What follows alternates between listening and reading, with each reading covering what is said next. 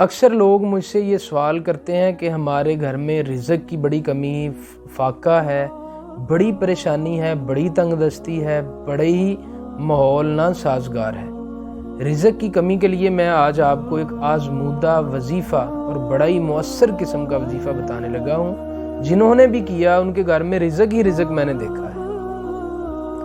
نماز فجر آپ نے ادا کرنی ہے، اس کے بعد آپ نے 5 دفعہ سورۃ مزمل اور 7 دفعہ سورۃ انشراح پڑھنی ہے، اول آخر درود شریف پڑھنا ہے۔ انشاءاللہ العزیز آپ کے گھر میں رزق کی کوئی کمی نہیں رہے گی انشاءاللہ العزیز۔ اور اس وظیفے کو آپ نے یاد رکھنا ہے اور میری ویڈیو کو سنیں، لائک کریں، میرے چینل کو سبسکرائب کریں اور بیل آئیکن کے بٹن کو بھی دبا لیں اور دوسرے لوگوں تک بھی شیئر کریں تاکہ اس وظیفے سے اور جو میری آنے والی ویڈیوز ہیں سب سے لوگ استفادہ حاصل کر سکیں۔